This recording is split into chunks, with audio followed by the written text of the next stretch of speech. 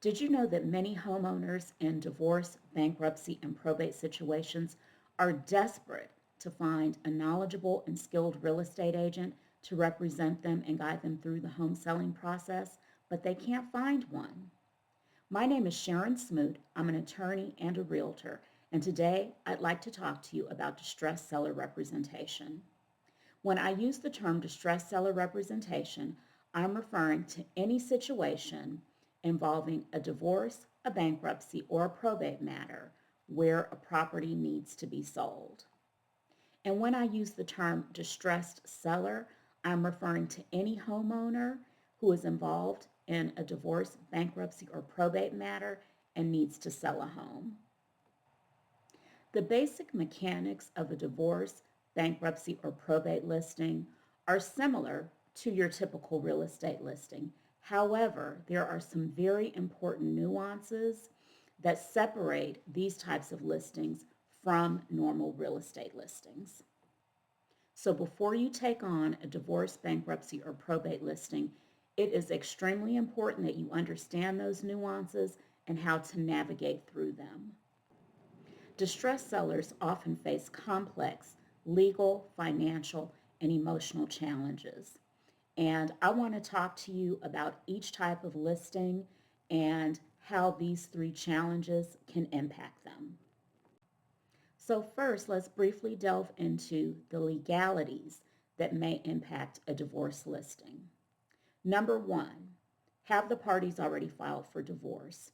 Number two, if the complaint has already been filed, has the answer been filed? Number three, is the divorce already final?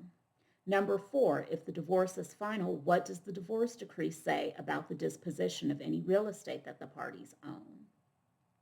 Number five, if the divorce decree requires that the property be sold, is there a timetable for when that property must be sold? Who chooses the real estate agent? Who sets the list price? Those are just a few of the legalities that you must take into consideration when dealing with a divorce listing. Now let's talk about the financial aspects of dealing with a divorce listing. Number one, who sets the list price? Number two, what is the division of equity? Is that set forth in the divorce decree, or have the parties already decided that they're just going to split it 50-50 because they know they're going to get a divorce, they just haven't filed yet? Are there any liens against the property? How much equity is in the property? If there's a lien, who incurred the lien? So many things to consider, right? Okay, let's talk about the emotional aspect of the divorce. One party may be very upset and not want the divorce. Maybe there is just a lot of tension and animosity between the couple, and that means that one or both of them are going to be uncooperative. Maybe there is the issue of the fact that there isn't a whole lot of equity, and how are they going to move on once this property is sold? Lots of things to consider on the emotional side. So now let's talk about these three aspects in relation to a bankruptcy. First thing you need to know about a bankruptcy listing is that whether it's a Chapter 7 or a Chapter 13, court approval is required to sell the property. And I am going to backtrack and just tell you a story about court approval in just a minute. So, court approval has to be obtained before a property in bankruptcy can be sold. And I will go into that in more detail at another time.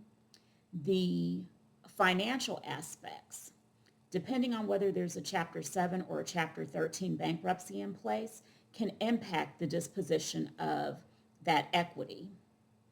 So, if it's a Chapter 7 bankruptcy and that property is got equity in it and it's being sold, those proceeds are going to come to the Chapter 7 trustee and be dispersed to the creditors of the debtor. If it's a Chapter 13 bankruptcy, part of the court order will indicate how much of the proceeds have to be paid into the bankruptcy court for distribution to the creditors. Now let's talk about the emotional aspect. People are embarrassed that they've had to file bankruptcy. They may be concerned about how they're going to rebuild their credit, what their future is going to look like. Will they ever be able to buy another house? Those are things that you need to be able to deal with, and some of those are questions that you'll need to be able to answer. Okay, let's talk about probate. The legalities of probate. If someone dies with a will, that will sets forth what the disposition of the property will be. However, if the person who died has unsecured debt, if there's a lot of equity in the house and not much other liquid assets, no money in the bank, what have you, that house may have to be sold, even if the decedent, the dead person, left it to a daughter, a son, a spouse, whatever. And that can just create a whole lot of other issues, because maybe the person living in the house had intended to stay there and didn't realize that there was a bunch of debt that was going to need to be paid off, like credit cards or hospital bills or what have you, and there's no cash available to do that, but there's a ton of equity in the house. So the other thing you need to understand is that the will may require that the executor is the person who manages the estate of the deceased person, that executor has to put up a bond, or the court may decide that the person has to put up a bond if the will doesn't speak to that. Getting a bond costs money. So is the person who was named as executor in a position to pay for that bond? Another thing to think about in terms of the legalities is what happens if there wasn't a will.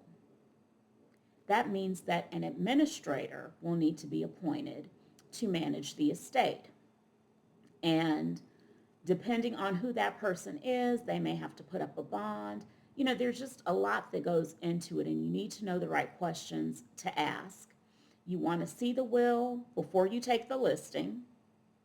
And as a matter of fact, with regard to the divorce, you want to see the divorce decree before you take the listing, assuming that the divorce is final. But back to probate, you want to see the will.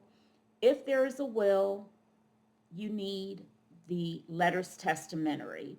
That is basically a document that the court issues that gives the executor authority to act on behalf of the estate. If there is no executor because there was no will, you will have an administrator, in which case you would need the letters of administration. And those letters of administration operate much like the letters testamentary. They give the person named as administrator authority to act on behalf of the estate. So now let's talk about the emotional, because I think I kind of touched on the legal and financial, kind of jumble those up into one. Emotional. There's the loss of a loved one. There may be disagreements among the heirs as to what to do with the property. One of the things that I have encountered very frequently in my years as an attorney is multiple heirs being left one piece of real estate, and they can't agree on the disposition of that real estate. One of them wants to live in the property, but doesn't want to be responsible for paying the mortgage and maintenance and upkeep on the home. Another sibling wants to sell the property. Another one doesn't want anybody to live in it, none of the family members to live in it. They want to rent it out. So there's disagreement between the heirs. There is consternation, for lack of a better word. So you can see there is a lot to take into consideration when dealing with a divorce, bankruptcy, or probate listing. And there are a lot of agents out there who are intimidated by the idea of taking on these types of listings. And there are a few reasons why they might shy away from these particular kinds of listings. The first is perceived difficulty. And like I mentioned a little bit ago, there are some special nuances that have to be taken into consideration when dealing with a distress listing. And that's just the bottom line. These are important details that cannot be overlooked because it could wind the real estate agent up in trouble and it could result in a bad outcome for the client. Now, the three reasons that I want to touch on as to why some agents may shy away from distress listings are perceived difficulty, lack of knowledge, and the emotional sensitivity of these types of listings.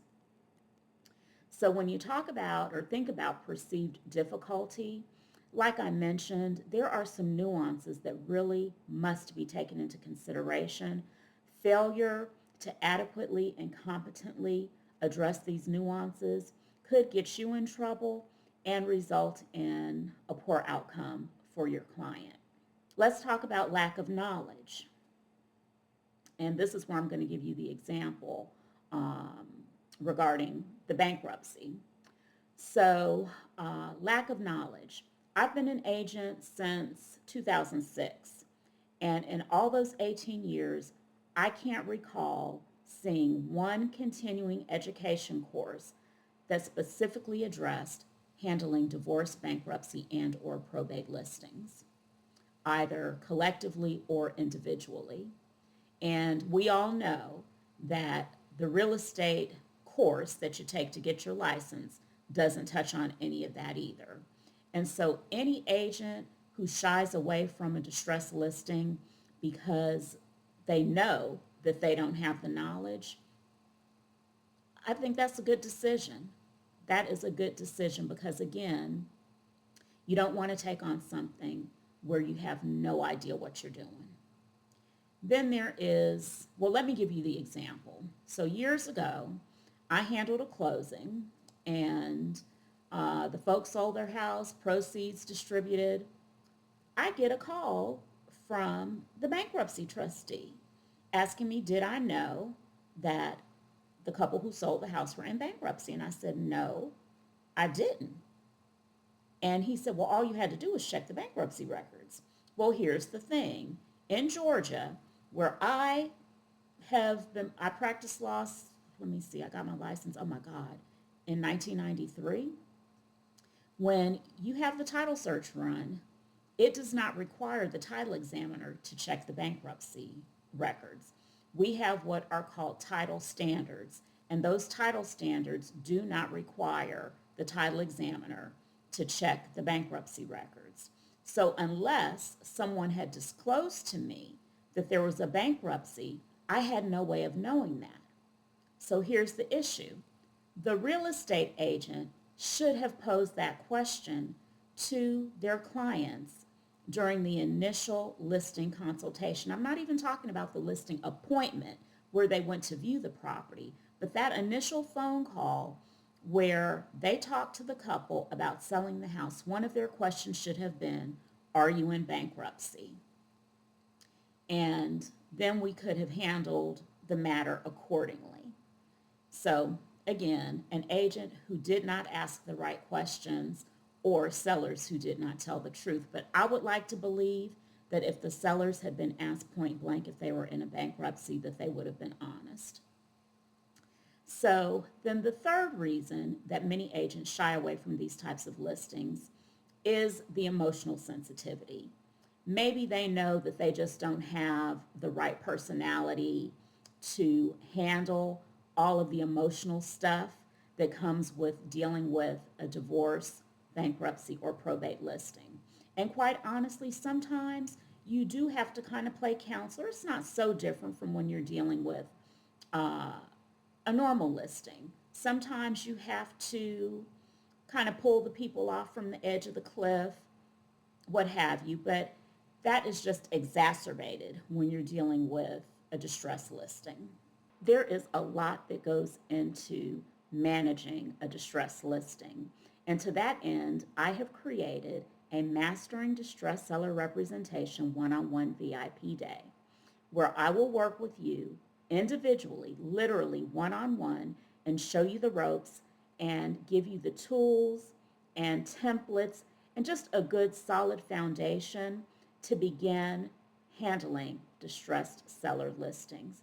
So if you're curious or you're ready to sign up right now, I encourage you to click the link in the description. You can sign up, and I'm looking forward to working with you. So next, I wanted to share some statistics with you. The first statistic is that about 70% of divorces in the United States involve the sale of real estate. The second statistic is that 30 to 40% of bankruptcies in the United States involve the sale of real estate. Those are pretty mind-boggling numbers, don't you think? Now, the statistics on how many probate matters involve the sale of real estate are scant, but I think we all can agree on the fact that thousands of people die every day. Of those thousands, many own real estate, and many of the heirs of those deceased people will be unable or unwilling to keep the real estate and will need to sell it. There is a huge gap in the market for knowledgeable and compassionate real estate agents to handle divorce, bankruptcy, and probate listings. The distressed seller niche presents an incredible opportunity for you to become a trusted resource in your community, as well as to increase your income.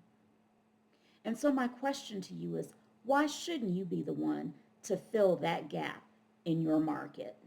If you're still watching at this point, comment, "I'm the valuable resource." I'm the valuable resource. What can you expect during your Mastering Distressed Seller Representation one-on-one VIP day? You and I will meet via Zoom, and we will spend the day together with breaks going over all of those nuances that I mentioned. I am going to explain to you everything that you need to know regarding divorce, bankruptcy, and probate listings based on my years of experience. And at the end of the VIP day, you should come away feeling confident that you can effectively take on a divorce listing, a bankruptcy listing, and a probate listing, and get your clients through to the closing table with a minimum of stress and frustration. Are they going to be stressed out? Yes, because they're going through a divorce, a bankruptcy, or a probate matter. But your goal is to guide them through, and you will have the tools and the knowledge that you need to guide them through and come away from the closing table feeling as though you did a fantastic job representing them and helping them get through one of the most stressful experiences of their lives. So again, go ahead and click that link in the description if you're ready to get started. If you still have questions and you'd like to briefly chat more about the one-on-one VIP day, feel free to just comment "chat," and I will get back to you with the link so that we can schedule a time to chat just briefly, and I'll answer any questions that you have so that you can decide whether the Mastering Distressed Seller Representation one-on-one VIP day is a good fit for you. So I look forward to hearing from you soon, and I look forward to working with you on your one-on-one VIP day.